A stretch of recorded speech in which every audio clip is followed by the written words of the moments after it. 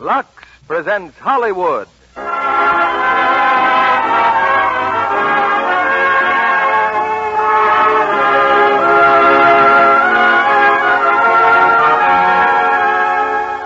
The Lux Radio Theater brings you Joan Fontaine, George Brent, and Don DeFore in The Affairs of Susan. Ladies and gentlemen, your guest producer, Mr. Mitchell Lyson. Greetings from Hollywood, ladies and gentlemen. It's 2 days before Halloween, when almost anything can happen. So we're jumping the gun a little to introduce Miss Susan Darrell, to whom anything can happen and a lot of things do, owing largely to her own capricious nature and the arrows of outrageous fortune. You meet her in Hal Wallace's production, The Affairs of Susan, a Paramount picture, starring Joan Fontaine in what I think we can refer to as the title role, with George Brent and his rival suitor of our drama, Don DeFore, as co-stars. All are cast in their original screen roles, in a merry-go-round story of a highly unpredictable woman and the four persistent men in love with her. Of Joan Fontaine, I have some vivid recollections from the last time I was on location with her. We were shooting a picture up near Albion in Northern California, where there was something of a housing shortage. Joan took a large house and proved a marvelous daytime hostess to our company. Not to be outdone, I made myself proprietor of the local inn, supplying room and board and doubling in the kitchen for the chef.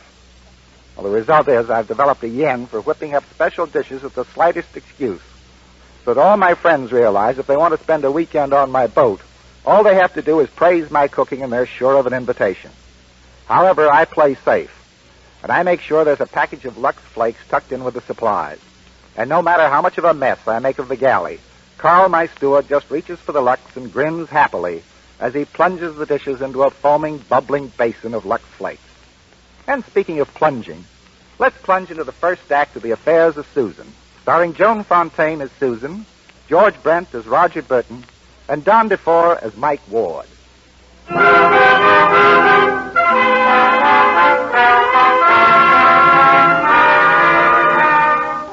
It wouldn't be quite fair to describe Mr. Richard Aiken as stuffy. Conservative is better. And in all his 40 highly conservative years, Mr. Aiken never has spent such an exciting day as this. 5 hours ago, the radiant and celebrated actress, Miss Susan Darrell, agreed to marry him. And 5 minutes ago, he received a piece of news that quite naturally sent him rushing to the telephone. Hello? Susan, darling, the most wonderful things happened. Richard? Why, of course it's Richard. What did you think it was, Susan? Oh, darling, I've been so worried, rushing away from our party like But, that. honey, it was the office, and wait till I tell you. Susan, the president, has just appointed me regional coordinator of the National Aeronautical Bureau of Reconversion. Why, that's wonderful. And you know what? I have to go to the coast right away. Tonight. Tonight? For a week, and then I'll be stationed in Washington. What do you think about living in Washington? Well, I think... Oh, I knew you would. Just imagine, here we are practically on our way to Los Angeles. We are? And we can be married at my mother's house in Pasadena. Richard, couldn't we wait until you get back from the coast and then maybe... You love me, don't you, Susan? Oh, of course, Richard. Well, if I leave you here, Oh, Susan, you can make it, can't you? Well, I guess so. But some of the people are still here from the cocktail party and I Still was... there? Who? Not Roger Burton. Oh, no. William Anthony? That writer? Oh, I'm... Darling, he left right after you did, and so did Michael Ward. Oh. Did they upset you, Richard? But I keep telling you, dear, you really know so little about What me. have they got to do with my knowing you? No, don't answer that now, darling. Now, I suggest you start packing your things, and I'll pick you up at 11 o'clock. I'd come earlier, except that, well, I've been rather tied up for a while, so why don't you get rid of those people and take a little nap if you can? Just as long as you're all ready to leave at 11 o'clock. Oh, I'm a very happy man, Susan. Goodbye, darling, and I'll see you soon. Come in. Come in. Oh, hello there, Mr. Burton. And Mr. Ward, Mr. Anthony. Well, so you were all able to make it, hmm? Look here, Aiken, what's this all about? I told you once what it was all about. At the party this afternoon, the three of us told Aiken to call on us if we could be of any help to him. And you can be of help, definitely. Oh, I'm very happy Mr. Burton was able to get a hold of you. What kind of help? Well, it's really very simple. Susan is about to become my wife. But I haven't known Susan very long. I haven't had time to study her. And this afternoon, well, I'm afraid each one of you gave me an entirely different picture of my fiancée. Well, if you're going to wait, and so I invited you to dinner, so you can tell me all you know about Susan. I want to know where you fail, so I won't make the same mistakes. I don't see any dinner. It's all ready. You'll just step inside, gentlemen. Well, this is nice.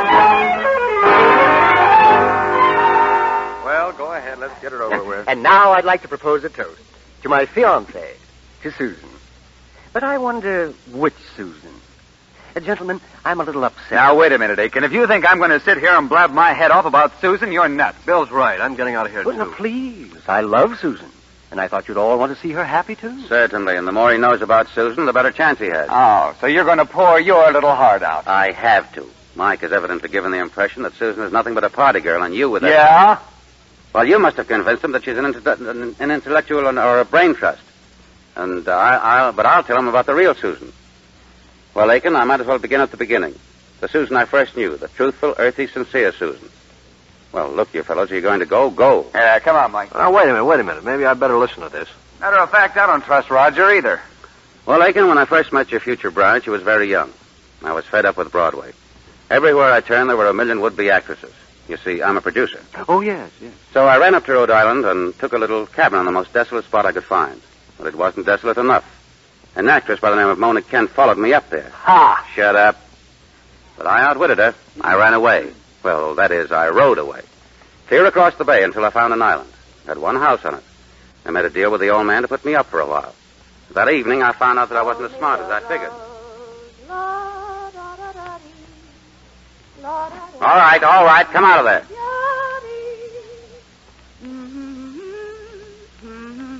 I'm talking to you. What are you doing there? I live here. Really? My name's Susan. Well, you're wasting your time. I came up here to read a play called Joan of Arc, which I probably won't produce anyhow. You understand? I'm afraid I don't. And why are you singing? Why does anybody sing?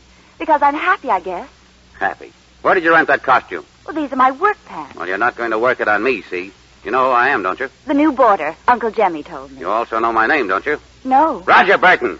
Well, what are you mad about? Furthermore, you know that I'm a well-known producer, don't you? What do you produce? Are you trying to rib me? I produce plays. Oh, plays. What do you ever think I produced? Oh, something important, maybe. Wheat or locomotives Are you sure you didn't know who I am? No. You never saw my name in the papers? Oh, I never read the newspapers. Why not? Well, because they're full of murders and robberies and people who say awful things about one another.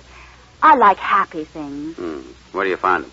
Oh, in books sometimes. And sometimes in plays, huh? No, I never read plays. Oh, come now. You'd like to be an actress, though, wouldn't you? I haven't time for such foolishness. Foolishness? A lot of people wearing makeup and pretending to be somebody they aren't. Oh, it's ridiculous. Well, now I've seen everything. You didn't know who I was, did you?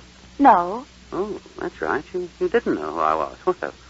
Well, you see, I'm kind of important. That is, I think I just might have a few clippings with me. Reviews of my last plays. Here, there. I'll read them after supper. Uncle Jemmy's coming. He might think you were crazy or something. Yeah. Well, let's change the subject. You know, after supper, I thought I might climb those cliffs down at the shore. Oh, I wouldn't do that if I were you. Why not? Well, don't you think you're too old to be climbing cliffs?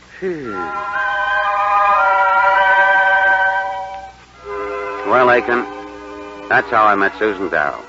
One night about a week later, I was in the front room reading the script of Joan of Arc. Uncle Jemmy had gone to bed, and so had Susan. At least, I thought she had. I couldn't sleep. I was wondering if you'd do me a favor, Roger. What kind of a favor? Here, fix my clock. Aren't you a little chilly? Oh, no, I'm fine. Oh, well, what's the matter with the clock? It doesn't seem to know what time it is. See? Pardon me. Yes? Well, you're standing a little too close. You're in my light. Oh, I'll get around on the other side of your chair. Yeah, but never mind. Look, I can't fix clocks. I'm sorry, and you'd better go back to bed. Well, it's ticking now, see, but the hands won't move. Don't sit there. Oh, I didn't know you didn't like people to sit on the arm of your chair. Well, I don't. Uncle Jemmy loves to have me sit on the arm of his chair. Well, your Uncle Jemmy's a very old man. I'm just old. Besides, he's your uncle. What do you mean by that? What do you... Oh, nothing. Well, if it's the clock that's making you so cross, just forget it. That clock isn't making me cross. I'd be cross without a clock. Why don't you go to bed? Why should people go to bed when they don't... Where are you going? Out to get some air.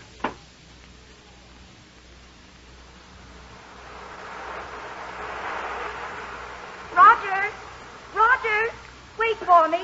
Roger, please wait for me. Now, what do you want? Nothing. I just thought I'd maybe help you get whatever is bothering you off your mind. Button your coat. Yes, sir. Doesn't it occur to you that I might be running away from you? But I thought you liked me. I do. But then why do you run away from me? I don't understand. I don't think you do at that. Explain, please. Now, look. You said you were going to help me get what was bothering me off my mind, didn't you? All right, then. Don't talk. Just walk. And don't say anything. No, not talking doesn't do any good either. It's a pretty night, isn't it? Well, I never thought about the night as being pretty. Pretty isn't a big enough word for the night. It's beautiful and mysterious and magnificent. I see what you mean. A million voices calling out through a veil of tears. What's that? Oh, just a line that Joan of Arc was supposed to have said. You know about Joan of Arc? Mm-hmm.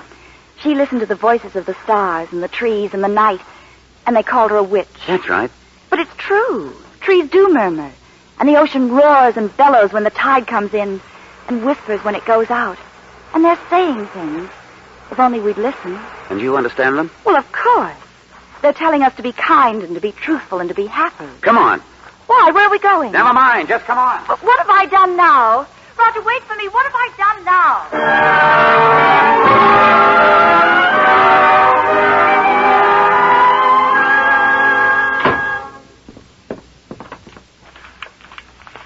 My goodness, Mr. Burton, something wrong? No. Nothing's wrong, Uncle Jemmy. You're slamming all over the place.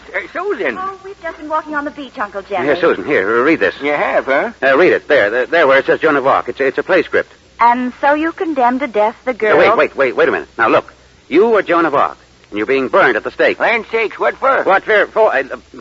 Because she's a great savior, a brilliant woman, honest and earthy and sincere. Because she's a saint. For goodness sake. Yeah, quiet. Go ahead, Susan. And so you condemned to death the maid whose only fault was being true. The voices that I hear in the winds and in the trees and from the blue, blue sky are louder and clearer than all the rattlings of your chains and the crackling of your fires. You think you kill me? You give me life. A heap of talking for a woman to say when she's burning. Susan, you've got it. Got what? The voice, the quality, everything. I'm going to make an actress out of you. An actress? But I don't want to be an actress. Do you think I meet people like you every day? Oh, but actresses... Don't argue with me! Well, don't shout at me. I don't want to be one. Listen, you little idiot. I'm going to make you famous, a star on Broadway. I don't want to be a star on Broadway. But, Sue, honey, it pays better than housekeeping. I don't want to be an actress. I don't want to be an actress. All right. Now try it once again. And the voices that I hear in the wind and the trees and the blue, blue sky are louder and clearer to me than all the rattlings of your chains and the cracklings of your fires. You think you kill me? You give me life. Perfect. But, Roger, I don't want to be an actress. You're going to start that all over again. What do you want to be? Stuck in this mud flat the rest of your life? It's not a mud flat. It's a beautiful island, and I love it. Oh, instead of being a silly little country girl on your beautiful island, you're going to be a celebrated woman. Dozens of men will fight over you. Women will... Oh, I don't want Don't that. be ridiculous. Every woman likes to have men running after her. I've had that. What? I'm going back to my room and lock myself in. Susan, I want to speak to you. Oh, Susan, please, open the door. What do you want? Well, I'm sorry I yelled at you. We've been rehearsing so much, and I suppose I'm a little on edge. Well, I'm sorry, too. Yeah, why, you were so excited you forgot to tell the truth. I did? Yes, you said you had lots of men run after you. Well, that's true. Yeah, what? Well, last year the Coast Guard anchored off here all day. They were all over the island. Oh, you're a charming child, Susan. I'm not a child. You've never been in love, have you? No. And I don't suppose you've ever had anybody in love with you either, have you? Yes. Yeah, you have? The mailman. Oh, well, that old geezer, why, he's old enough to be your grandfather. Oh, that's the new mailman. There was an old one, you know. The new mailman is old, but the old mailman is young. Oh, I see. And he was in love with you? Well, he said so. He was trying to kiss me all the time. Did you let him? Of course not. Why? Oh, kind of silly. And he said I'd love it if I did. But I didn't. What's the matter? Look, Susan, in a few days we'll be going to New York. I think I'd better tell you something right now. I'm in love with you, Susan. Oh, but of course. I love you, too. Didn't you know that? No, I don't think you quite understand. I said I was in love with you. Well, is there any difference? Oh, quite a difference. I love football and tenderloin steaks, but I'm not in love with them. I'm in love with you. Well, that's what I meant, too. Yeah, but how do you know? Well, I'm going to be an actress, am I not? And I didn't want to be, and I've learned all those speeches, and I've let you shout at me and bully me, and I did what you wanted me to, didn't I? Isn't that being in love? Yes, I guess it is. Will you marry me, Susan? I certainly will. Tell me, do you think it would be silly if I kissed you? Well, I'd have to try it first. Well, what's the verdict? That's nice. Oh, that's very nice. In fact, now I'm sorry about the mailman.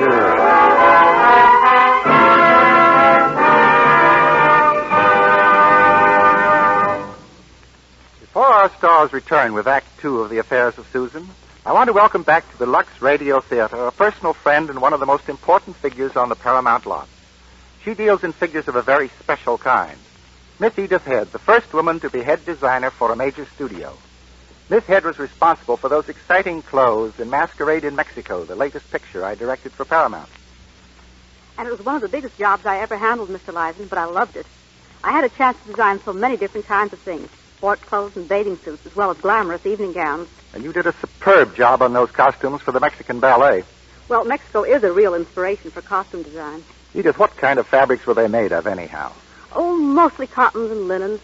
But how did you keep them so fresh? Some of those scenes took a lot of time to film. Oh, Lux took care of that. Most of them were washed every night.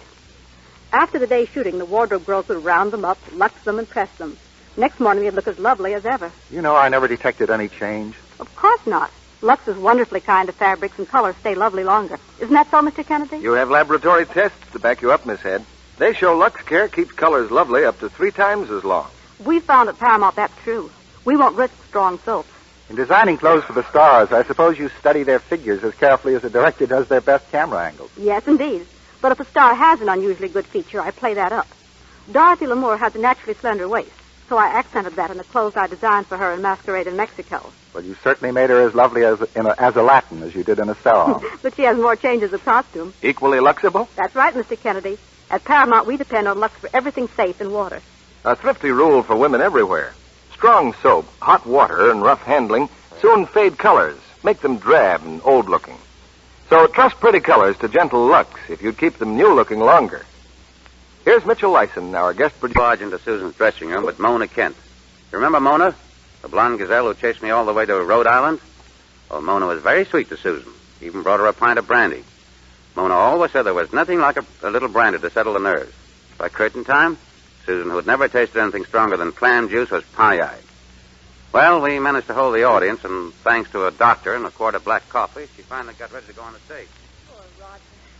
I'm all right now, really I am. Oh, how could you fall for a trick like that? Couldn't you see what Mona was up to? But she said that you would send her. Oh, boy, I'll fix her if it's the last thing I do. She'll never get another job on Broadway. She won't even be able to carry a spear. Waiting, Miss Darrell. Good luck, darling. Thank you. Susan was the greatest Joan of Arc the stage has ever seen. Yes, Aiken, that's what all the critics said. But I lost my shirt. That season, everybody wanted to see musicals. Still, I would have gotten most of my dough back if Susan hadn't run into a couple of reporters. But I only told them what you told me, Roger. I distinctly remember you saying that we hadn't taken in enough money to pay the ushers and that... Oh, but you didn't tell that to the reporters. You couldn't have. And that it's a fine play, but nobody wants to see it. Was that wrong? Wrong? Why, you've only wrecked every chance I ever had of getting any new money for the play and to keep the play going. Darling, won't you please stop being so outspoken? You've got to adapt yourself. I'm sorry, Roger. I'll try to remember. Well, a month later, I found a gentleman with a lot of money and an interest in the theater. His name was Donald H. Cusp, and he promised to back my new show. So I threw a dinner party. Life, however, is full of little surprises. And guess who Mr. Cusp brought to our dinner party? That's right, Miss Mona Kent. Oh, Mr. Cusp, I didn't even know that you knew Mona. Why, Mona and I are old friends. And just think, Roger, Donald and I are engaged. You? Engaged? To be married? But of course. Oh, where's Susan? Oh, well, she's around somewhere. Shall we go inside? Just a second, Roger. Love boat. Yes, sweetie pie. Let's ask Roger right away. Roger, we've been hoping that possibly you could find a small part for me in the new play. Oh, sure, Mona. Because I think I'm a little old for the lead. Oh, nonsense. Oh, no, of course you're not too old. And that settles it. She plays the lead, right, Mr. Benton? Certainly. Had you in mind all the time. Mona, will you introduce Mr. Cusp to all the people, huh? I'll go and get you a drink. Susan, darling. Mrs. Oakley? Well, Roger's been looking all over for you, dear. Oh, he'll find me. I'm being very good and not saying... Oh. What's the matter, dear? Your diet hasn't helped you a bit, has it? I've lost over 2 pounds. You have really? Well, you don't look it. Why, Susan. And what are you doing here? Well, you'll find out, darling. Roger has just given me the lead in his new show. But you're crazy. Roger wouldn't even let you carry a spear. Susan, I've been looking all over for you. Oh, this is Mr. Cusp, dear. How do you do, Mr. Cusp? You remember my speaking about Mr. Cusp, don't you, dear? Mr. Cusp is also a friend of Miss Kent. In fact, Miss Kent is engaged to Mr. Cusp, which I think calls for congratulations. And, of course, you remember Miss Kent, dear? Yes, I have met Miss Kent, and I'd rather not have met Miss Kent again. Oh, don't you mind my wife, Mr. Cusp. Just a ribber at heart. You're only being polite to her only because she's in our house. Isn't that true, Roger? Well, I haven't learned that lesson yet, so will you please get out, Miss Kent? Susan. I'm afraid I don't understand all this Broadway humor at all. You look like a very nice little man, Mr. Cusp. If I were you, I wouldn't have anything to do with Miss Kent. She's not a very nice person. This is an outrage. Let's get out of here. Okay.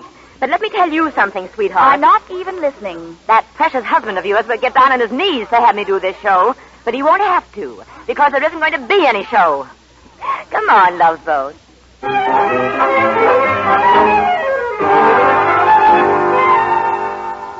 But I just couldn't help it, Roger. I was only telling the truth. Oh, the truth. Who told you to tell the truth all the time? It just isn't civilized. Look what you did tonight. Made me lose a man with $50,000, and everybody in New York will be laughing at me. I guess you're telling me that I'm pretty stupid, I guess.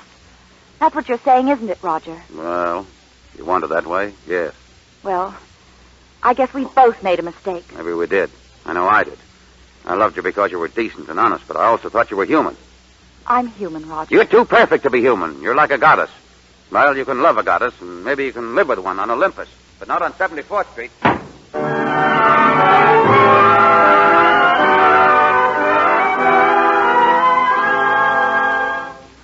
Poor Susan.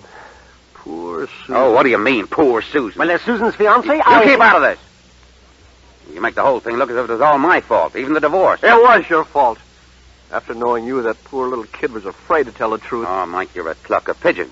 You haven't changed since the night you wandered to the Mayfair bar, fresh from Montana. The bankroll as big as a cabbage and an accent like the Lone Ranger.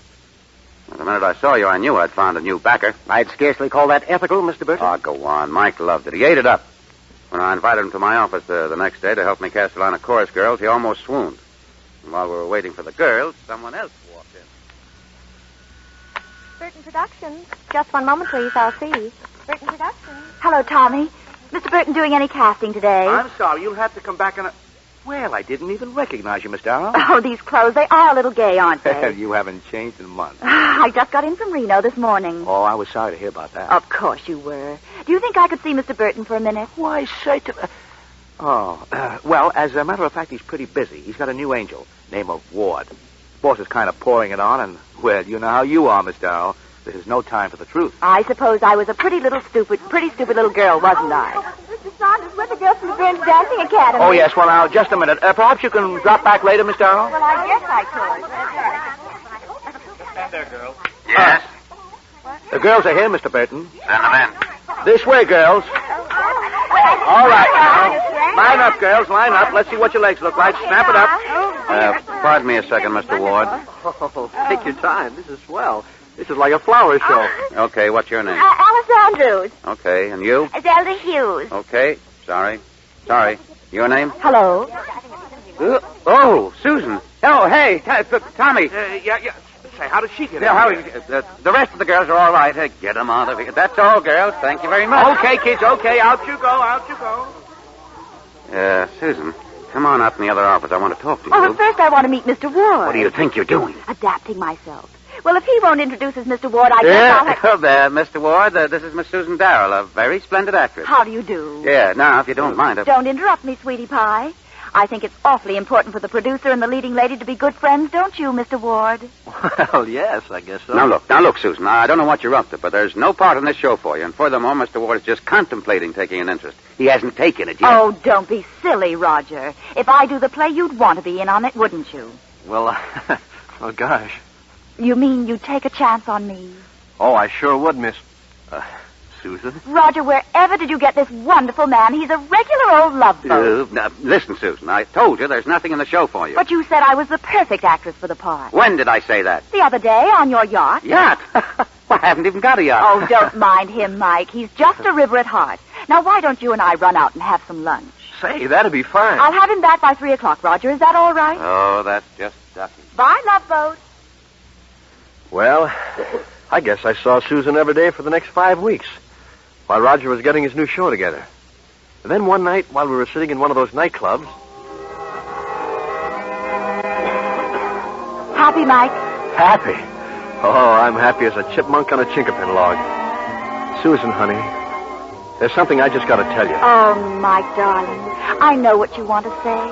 Well, for Carl's sake, then help me say it. If I were going to marry anybody, it'd be you, Mike. But as long as... Susan. Hi, Mike. Oh, hello, Roger. Mind if I dance with Susan? Well, we were just talking about something, but of course if Susan would like to dance... I'll be right back, Mike. Are you losing your mind? Chasing all over town till all hours of the morning? Who do you think you're fooling? Not you? Certainly not me. You're no glamour girl and you know it. So why don't you stop pretending? Maybe I'm not pretending. Maybe I was pretending when I was that simple little country girl. Did you ever think of that? Now, Susan, if you think you're going to make me jealous... Make you jealous? Why, you egotistical, let go of me. Come on now and dance. Poor Mike. Poor Mike. Did it ever occur to you that I might be in love with poor Mike? Yes, and when I did, I stayed up half the night laughing. That might interest you to know that he was proposing to me just now. You wouldn't marry him, and you know it. Oh, I wouldn't. No, you wouldn't, because you're still in love with me. Well, that does it. Oh, now, Susan, where are you going? Susan!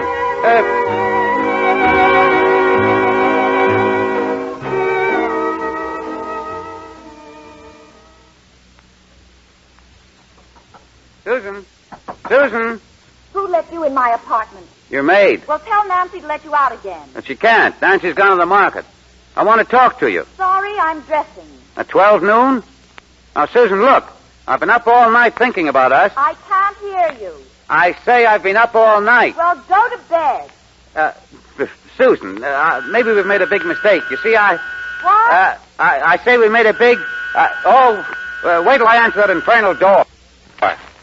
Oh, hold your horses. I'm coming. Oh, hi, Roger. Oh, hello, Mike. Oh, hey, what's the idea of the bag? I'm catching the 4 o'clock train back to Montana. Oh, going home, eh? Well, I suppose it's all for the best. Oh, but I'm coming back next week. Huh? What? Sure, I'm selling out my business, and then we're going to be married. Didn't Susan tell you? Good morning, my darling. Oh, Susan, honey. Mike, you break my ribs. Now then, Roger, what were you screaming at me through that door? Who made a mistake? Oh, nothing. I guess I did. Mike, why don't you run into the kitchen and whip up some of those special scrambled eggs? I'm starved. Say, that's a good idea. Boy, that's one thing I can cook, scrambled eggs. Look at it. Look at it. He's not walking. He's floating. Well, I'm glad he's so happy. He's not happy. He's hypnotized. Adapt yourself, he said. Adapt yourself. Yeah, well, you didn't adapt yourself. You just went to the other extreme. You took a shrinking little violet and painted and perfumed until there's nothing left but a complete phony. The violet's gone. With it. Oh, I guess you're right. I'm a fool. You hate me, don't you? Oh, now, don't get yourself all worked up. But you do. Everybody hates me. Maybe I am dishonest, but I did it only to hold Mike and not lose him the way I lost him. Oh, no, Susan, please. I just mean search. Oh, now, come here. Now, put your head here on my shoulder. Well, Mike, you haven't got the eggs done already. I couldn't find the butter. Oh. Well, it's in the icebox. Yeah, well, I guess I better be going. So long, everybody. Seems in an awful big hurry, doesn't he? Getting so I don't like him. Always hanging around and... Say, have you been crying, honey? Oh, no, it's nothing. Is it something he's done? No. Well... No, he only said that... What? That his brother just passed away. I felt so sorry for him, that's why I'm crying. Oh, well.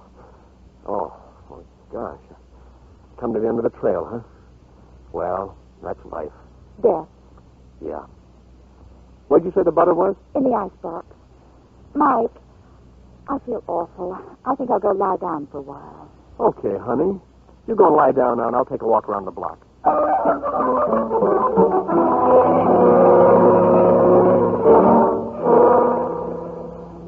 Mike, is that you? Are you back? toy, ma'am, from the jewelry store. Jewelry store, Nancy? Yes, it's for you. Well, open it up. You didn't say who sent it. Nancy, it's a clip. But no card. That's strange. They're violets. Huh. Gold and diamond violets. Violets. He sent it. Mr. Burton sent it. If there isn't any card. If they're violets, he sent it. Maybe they're Johnny Jump Up. Oh, don't be silly. They're violets and it all ties up. Oh. So he thinks he can melt me with a present. Call another messenger and have it delivered right away to Mr. Burton. Yes, ma'am. That'll teach him all right. Susan! Susan! I'm back! How do you feel? Oh, my darling. Oh, much better now. Oh, good. Well, I've been for a walk, and guess where I've been? The jewelry store. Mike. I told him to send him with that little thingamajig. I thought maybe you might like it. Thingamajig? Yeah, it's sort of a pin. The fellow said it was forget-me-not. Forget-me-not. Ought to be here any minute. Hey, honey, what's the matter? Hey, you act like you're going to faint. Oh, I feel as if I'm going to faint. Well, maybe you're just hungry. That's it. I'm hungry. Well, I'll take care of that right away. Scrambled eggs coming up. Nancy. Yes, ma'am. Come here. Oh, it's awful. They will forget me not. I don't believe us. I followed you. The clip. Mr. Ward sent it. Mr. Ward? Now, listen very carefully. He mustn't know a thing about it until I can get it back from Mr. Burton. Yes, ma'am, but isn't Mr. Ward here? He's scrambling eggs. Again? No, not again. Just scrambling eggs. Go in there and keep him busy till I get back. Goodbye.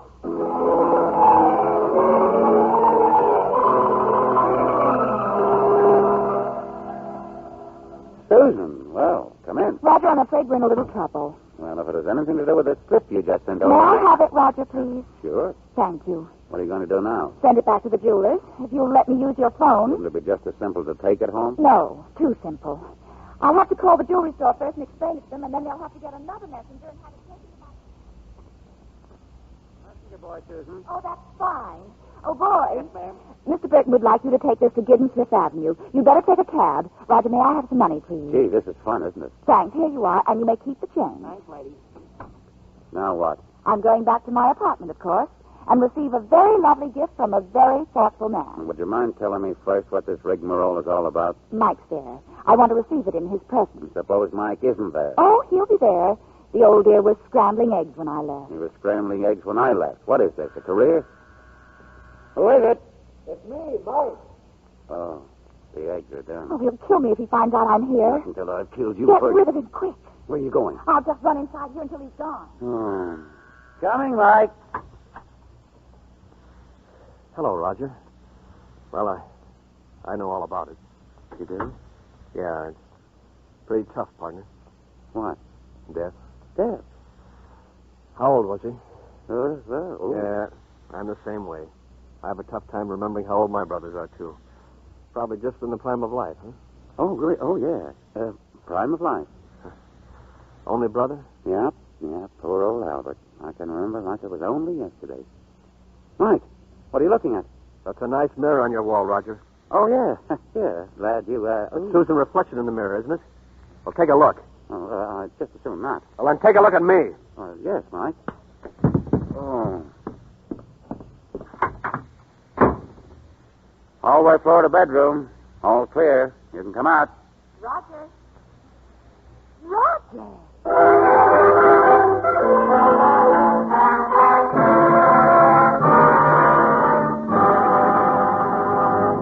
We pause now for station identification. This is CBS, the Columbia Broadcasting System.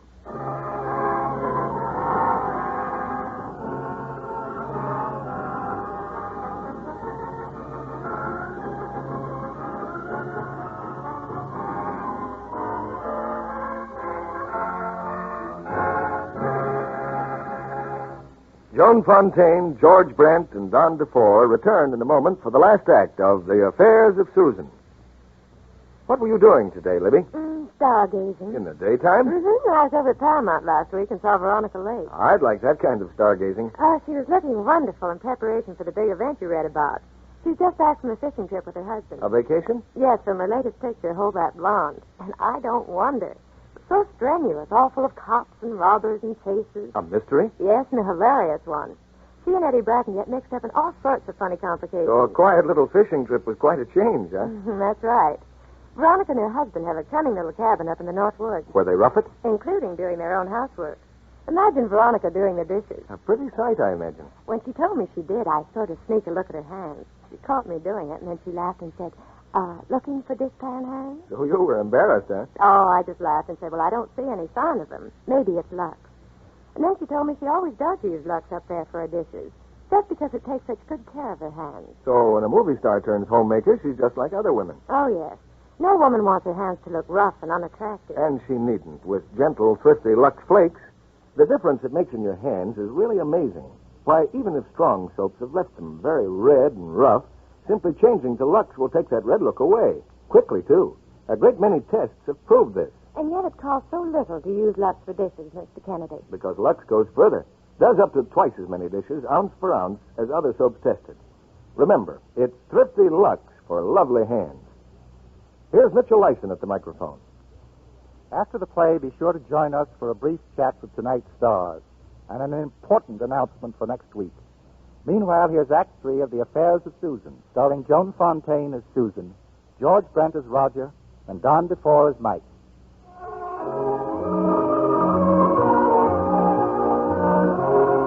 2 down and 1 to go. Roger Burton has related his chapter in The Affairs of Susan. Mike Ward has just finished his account. And now, more confused than ever, Richard Aiken, the bridegroom-to-be, directs a rather wan expression toward Bill Anthony. Well, Aiken, after that childish episode in Burton's apartment, Mike here went galloping back to Montana. Yeah, but I couldn't stand it, though. Came right back to New York. But Susan would have no part of him, naturally. Well, not for a while, maybe. But one day I got a message that Susan wanted to see me. Well, boy, I was up in the clouds again. Yeah, I got the same message about the same Just time. a minute, Burton. Well, when I got to her apartment... Shut up! If my story's to be told, I'll tell it my own way. Susan entered my life, Aiken, about the time my new book had been published, Man Has a Mission. But, of course, you've read it. No, I don't think I have. Can't you read? Well, I'm sorry. Don't apologize. Anyway, I was in a bookstore when I heard Susan inquire about a book on marriage. I felt it my duty to take her aside. So that's how you feel, isn't it? Yes, I'm not against the institution of marriage, but... You just don't believe in it. Well, I don't know. As I said, so often the wrong people marry, and so rarely the right people. Are you married? No. But suppose, for instance, I found in you exactly the right person for me to love. And you felt the same way. We'd fall in love. Beautiful. But what do we do to retain that love? Well, in the first Nothing. place... That's the trouble. The exquisite beauty of the courtship vanishes completely. What's your name, anyway? William Anthony. Oh. I thought you sounded like something I'd read. Did you like my book? Well, yes, I think I did. Thank you, Miss Darrell. Oh, you know who I am. I saw you in Joan of Arc. Did you like it? I thought it stank.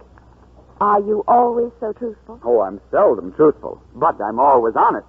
There's a difference. Well, of course. Truth can be destructive, but honesty is always kind. Truth can be cruel.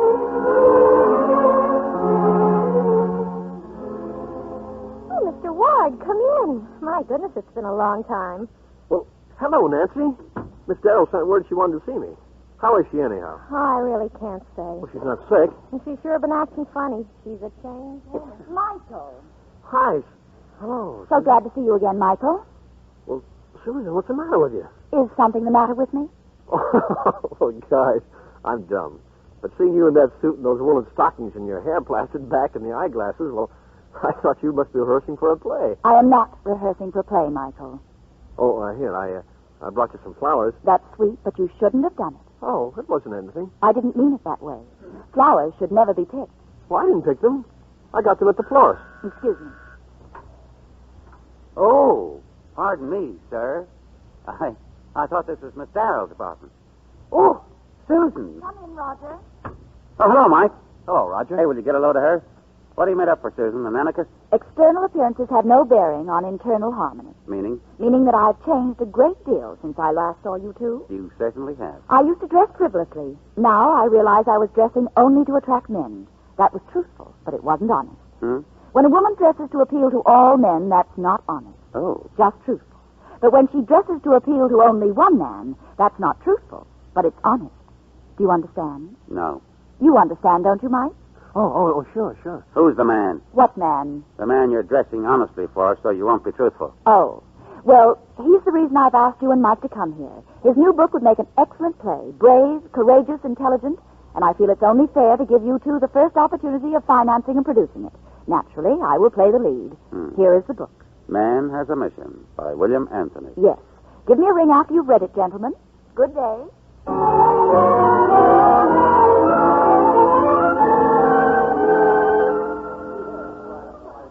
Here I am, Susan. Over here. Hello, William. Here, I ordered a drink for you. Well, what'd they say, Burton and Ward? Naturally, they're very interested. Good. 16 Standard Steel twin-screw cruiser. What did you say? 16 Standard Steel twin-screw cruiser. It's a little test I make when I drink alcohol. I've already had a couple. But what about the 16? Well, as long as I can say it, I know I'm all right. Well, I should think so. I couldn't say it in the first place. You see, alcohol affects me most peculiarly. I get too much, I lose all restraint. I agree with everybody. Really? All I can say is yes, sir, yes, sir, yes, sir. Don't people take advantage of you? Well, that's why I'm so cautious. Susan, look. Hmm? That couple over there in the corner. Kissing. Poor children. They know of no other form of expressing their simple inclination. Pathetic. However, there's a possibility that under certain conditions, a kiss might be a catalytic agent of a higher spiritual communion. I suppose so. But our relationship is on such a high, ethereal plane we can discard such primitive methods. Well, before we do, maybe we should prove it. All right. Give me a kiss. Feel any different? Yes. Yes, I think I do. Me too. My plane's much higher. I think I just passed the moon. I hear celestial harps playing Rachmaninoff's prelude. Waiter, a couple of more drinks. 16 Standard Spin, 70. Cancel them, waiter. Just a check. Where are we going? How about dinner? My apartment? Your apartment? With Susan. You're not afraid, are you? Why should I be afraid? Good. Look, you run on home and give me about an hour. You've never tasted my cooking. Say, you should see me with a steak. I brought it on the flat.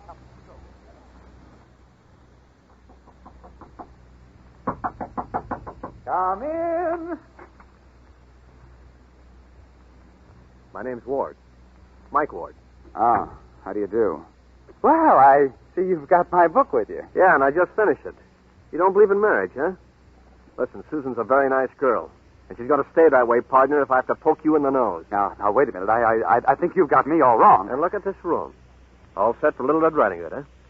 Oh, even gardenias by our dinner plate. Well, you don't think Susan's coming here, do you? Yeah. But that's ridiculous. Open the door. Oh, there's nobody there. They're always buzzing the bell. Kids, you know. They like to ring bells. Open the door. All right. Roger. Hello, Mike. Hello, Anthony. Oh, am I glad to see you. I didn't know you two knew each other. Well, of course I knew him. I was expecting him. Wasn't I? Huh? Oh, yeah. Yeah. What's cooking? Steaks. Sorry, Mr. Ward, but there isn't enough for you. Come in the kitchen, Roger. I want to show them to you. Pardon me for not showing you out, Mr. Ward. I don't quite get this. Look, you're Mr. Burton, aren't you? Mm-hmm. I thought you were. Look, will you help me get rid of that guy? I'm afraid he'll make trouble when he finds out Susan's coming here. Well, how did you know she was coming here? Her maid. Look, I can explain everything. You're a sensible man, but that lug out there, well, he's out for murder. Is that Susan? Oh, it must be. Oh, help me, will you? Hey, somebody's at the door. Does this kitchen door lead into the hall? Yeah. Okay, keep your shirt on and install Buffalo Bill for a while. Hey, you want I should answer it? I beg your pardon, Mr. Ward. Did you say something? There's somebody at the door. Oh, nonsense. Hey, now look, are you going to start this all over again? What over again? The door. Well, you're hearing things. Go open it and see. I will. There, you see? Nobody. Well, I'll be doggone. I just sworn I saw somebody.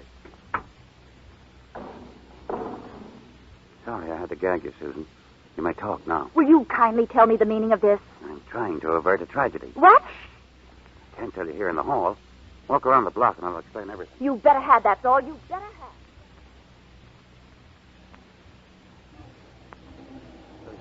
If you'd gone into Anthony's apartment, Mike would have murdered him. I'd appreciate it very much if you and Mike would get it into your heads that I'm a full-grown and in my right mind. Anyone who doesn't realize that Anthony guy is a phony just hasn't got a mind. Bill Anthony happens to be one of the most brilliant men in the whole country. He's a stinker. And you think he's in love with you. Well, why shouldn't he be? Has he ever mentioned the word marriage? Well, we just haven't got to it yet. No, and you never will. He wouldn't marry you if you were the Oh, last. he wouldn't, huh? No, he wouldn't, huh? Ask him. You wouldn't happen to be jealous, would you, Mr. Burton? Please. But I know that's why you're hanging around him, to make me jealous. Is that what you think? Why, you conceited, overbearing, arrogant It's contemptible. You asked for this, Roger. Ooh, you little... There. Oh! Go. Oh! Susan, I'm sorry. I didn't mean to slash you. Police! Oh, no, Susan, I said I was sorry. Please. Help me, police! Police! Good night, madam. Police! Well, Aitken, while all that was going on in the street, I was upstairs with Mike here. A couple of minutes, the phone rang with Susan. I escaped through the kitchen door and met her. Must have had a few cocktails because that's all I remember the next 2 hours. When I came to, I was in Susan's car and she was driving somewhere in the country. Do you feel better now, darling? Yes, sir. Yes, sir. Bill, I want to ask you just one question. Yes, sir. Do you love me enough to marry me? Yes, sir. You're sure? Yes, sir. Well, he's somewhere down this road, the Justice of the Peace. Yes, sir. You're sure you know what you're doing? Yes, sir. Oh, no, I can't. Oh, Bill, you poor, trusting idiot. You don't want to get married, you just want to get sober. We're turning around, Bill. I'm going to take you home.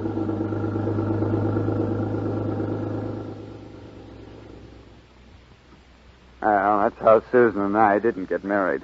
Frankly, I'm sorry she didn't take advantage of me. Well, Mr. Burton, Mr. Ward, Mr. Anthony, thank you very much. I feel that with the aid of this very informative discussion, I shall be able to carry out my program with maximum efficiency. Program? Susan and I are leaving on the midnight plane tonight. Tonight? We'll be married at my mother's home in Pasadena. Pasadena? That's me. Well, good night. I better be running along now. Yeah, me too. Gentlemen, where are you going? Get out of my way. Hold that elevator. Wait.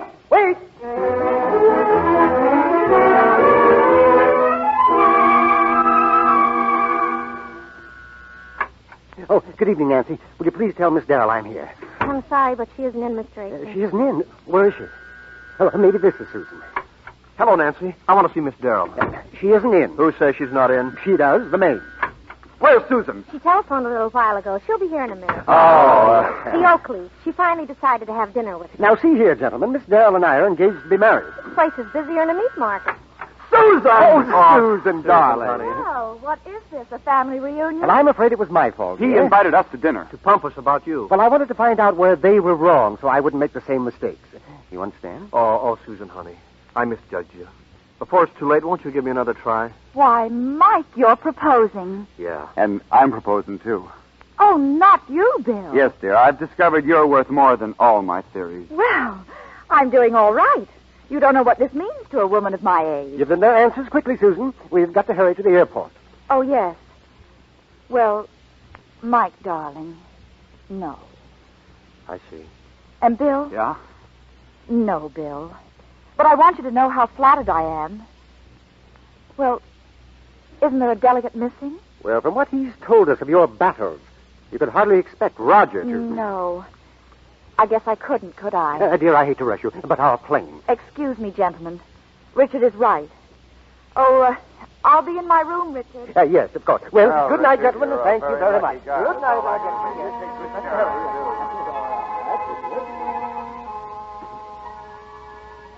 What am I going to do? Oh, what am I going to do now? Why didn't he come? Who does he think he... Nancy? Uh-uh. Is it... What are you doing in my room? Well, I had a hunch the living room was going to be a bit crowded. What do you want? To talk to you. About another play, I suppose. Well, yes, I thought we could go up to Uncle Jimmy's and rehearse like we did that very first time. We could get married on the way up there. And what makes you think I'd ever marry you again? Because you still love me. What about Mike and Bill And the stuffed shirt? Well, just a phase of your development. The trouble with you was you never kissed the mailman.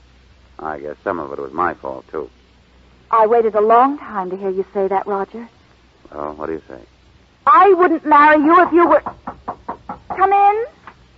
Susan, you'll have to... what goes on here? Everywhere I go, men crawling out of the woodwork. Richard, I think there's something you ought to know. We couldn't make a go of it. Well, I was afraid of that, but I was hoping you wouldn't find out. Oh, Mother will be terribly disappointed. So, goodbye, Richard. Goodbye, Susan. Well, that settles that. Now we've got to unpack these bags. Why? Well, you can't go up to Uncle Jimmy's dressed as though you're going to California. Get those blue jeans on, little checkered shirt that you used to be... hey, Yes, Roger? the blue jeans and the shirt. You've packed them already. Did I? Oh, but that's ridiculous. I certainly had no intention of going to the island. Oh, what a woman. From now on, my life's going to be miserable. Come here. Oh, it's good to be in your arms again, Roger. It makes me wonder and wonder. Yes? Why you ever left me? No, dear. about the mailman.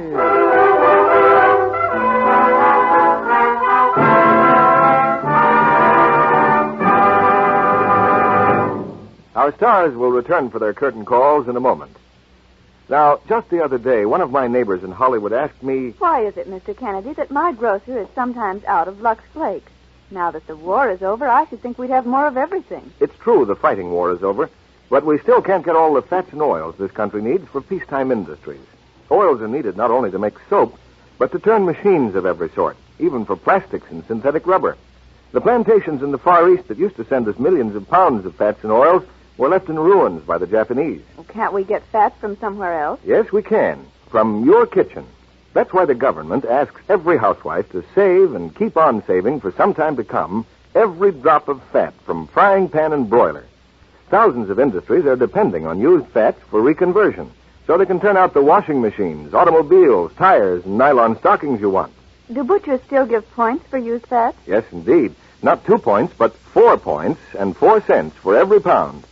So you can see how important the government thinks fat salvage is. Think how much those extra 4 points will buy now. Half a pound of butter or 10 ounces of bacon. Does saving fats help to make soap more plentiful, too? Yes. Industry gets the used fats, and this releases the fine oils for soap making. So when you save used fats, you're helping industry reconvert faster, helping yourself to get more rationed meats and fats, and more of all things you want sooner. We return you to Mitchell Lyson. Now that we've settled the affairs of Susan, here's that charming lady in real life, Miss Joan Fontaine, sharing a well-deserved curtain call with George Brent and Don DeFore. Thanks, Mitch. Thanks. Ooh. It's good to be working with you again. Yeah. Tell me, Mitch, is it true that what you said earlier about you and Joan running your own housekeeping establishments when you were making Frenchman's Creek? It sure is. And with an ex-actor like Mitchell Lyson, you didn't get just eggs for breakfast. You got eggs and Hamlet. Ouch. Well, Joan, you never heard anybody kick about the meals at my house. No, they only kicked about having to get them. What was your specialty of the house, Mitch? Well, I used to serve fried chicken that sort of tickled everybody's palate. What's the matter? They leave the feathers on? Now, listen, aside from that, I admit I was sort of a flash in the pantry. You mean that your cooking wasn't delectable, delicious, and delightful? No, just delightful. What are you cooking up for the Lux next week, Mitch? Well, we have something pretty special, George. In his first appearance since the war on this or any other sponsored program, one of the screen's most popular and outstanding personalities, just out of uniform, he's Jimmy Stewart. Oh, congratulations, Mitch.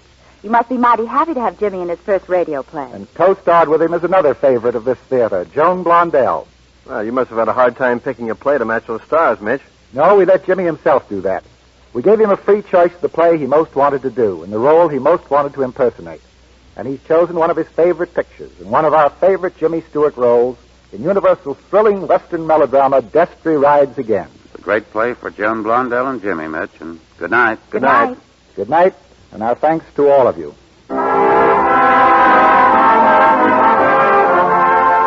Our sponsors, the makers of Lux Flakes, join me in inviting you to be with us again next Monday evening when the Lux Radio Theater presents Jimmy Stewart and Joan Blondell in Destry Rides Again. This is Mitchell Lyson saying good night to you from Hollywood.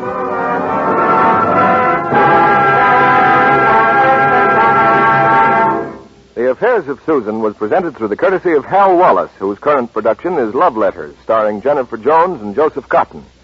Mitchell Lyson's next picture to be released is Paramount's Masquerade in Mexico.